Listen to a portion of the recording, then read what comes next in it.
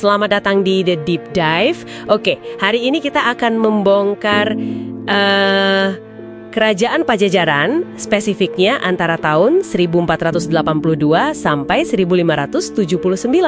Yep, periode yang sangat krusial. Betul. Dari sumber-sumber kayak prasasti batu tulis dan naskah kuno, kita mau lihat nih, cetak biru kejayaan seorang raja legendaris dan bagaimana semua itu runtuh hanya dalam 2 generasi. Cepat sekali ya prosesnya. Cepet banget.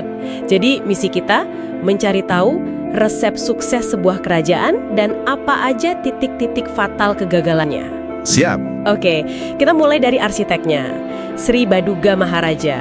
Anda mungkin lebih kenal dia sebagai Prabu Siliwangi kan? Ya, betul. Nama yang sangat melegenda. Nah, dia kan terkenal punya 100.000 prajurit. Tapi dari sumber yang Anda kumpulkan, kekuatan utamanya ternyata bukan di situ ya? Tepat sekali. Kekuatan militernya memang besar, tapi fondasinya justru ada di cara dia mengelola kerajaan yang modern banget untuk zamannya. Oh, oke. Modernnya gimana tuh? Dia membuat hukum tertulis. Jadi bukan hukum adat yang bisa berubah-ubah. Dia juga membangun balai-balai, semacam balai pertemuan publik. Semacam ruang buat rakyatnya didengar gitu. Persis, mirip prinsip transparansi dan akuntabilitas pemerintah sekarang. Ini terobosan besar waktu itu. Dan ada satu kebijakan yang kedengerannya radikal banget. Dia menghapus beberapa jenis pajak, termasuk pajak tenaga kerja. Ini kan sumber pendapatan utama kerajaan zaman dulu. Gimana bisa sebuah pemerintahan jalan tanpa pajak? Nah, kuncinya ada di visi ekonomi Sri Baduga. Dia sadar betul potensi ekspor lada Pajajaran yang kualitasnya sangat tinggi. Oke. Mereka bisa ekspor lebih dari 1.000 bahar lada per tahun. Pendapatan dari perdagangan ini besar banget, sampai dia bisa membebaskan rakyat dari beberapa pajak. Wow, jadi ini menciptakan loyalitas absolut ya? Benar, ini semacam kontrak sosial yang bikin kerajaannya stabil banget dari dalam. Oke, jadi ini takeaway pertama kita. Stabilitas Sri Baduga bukan cuma soal militer, tapi sebuah kontrak sosial yang cerdas.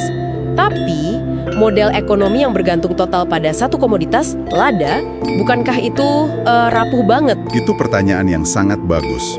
Dan memang, itu resikonya.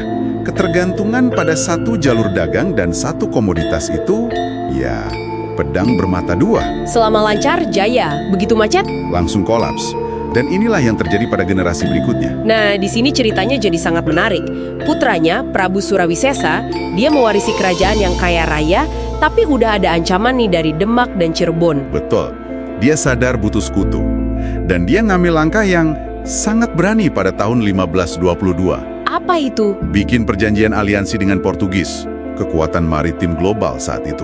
Wow, Portugis. Rencananya bangun benteng bareng di pelabuhan utama mereka, Sunda Kelapa. Mereka bahkan sampai nyiapin juru bahasa. Ini nunjukin kesadaran diplomatik yang tinggi banget. Tunggu dulu, mereka punya aliansi strategis dengan kekuatan Eropa sekelas Portugis. Di atas kertas, ini seharusnya bikin mereka tak terkalahkan kan?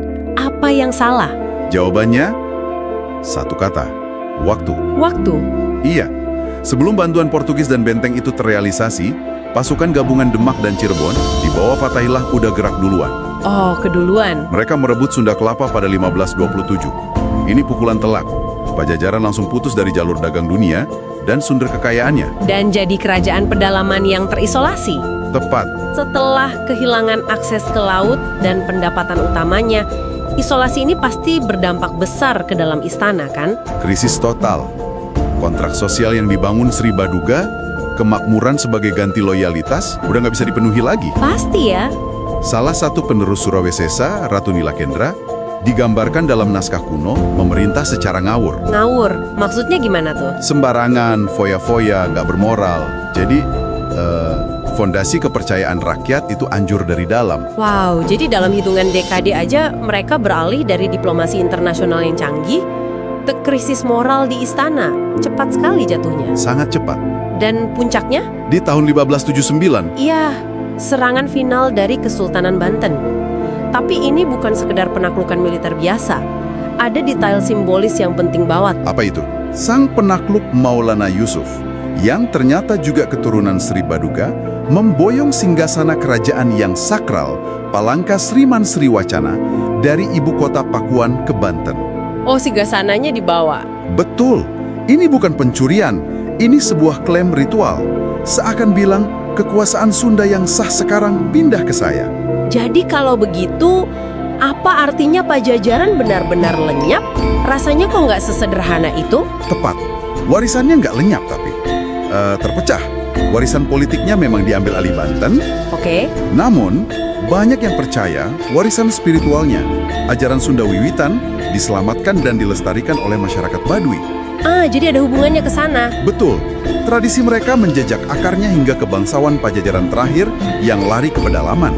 Jadi kedaulatan politiknya runtuh, tapi kedaulatan budayanya bertransformasi dan bertahan. Ini ninggalin sebuah pemikiran ya untuk Anda renungkan. Kapan sebuah kerajaan atau bahkan sebuah negara itu benar-benar runtuh? Apakah saat ibu kotanya jatuh dan simbol kekuasaannya direbut?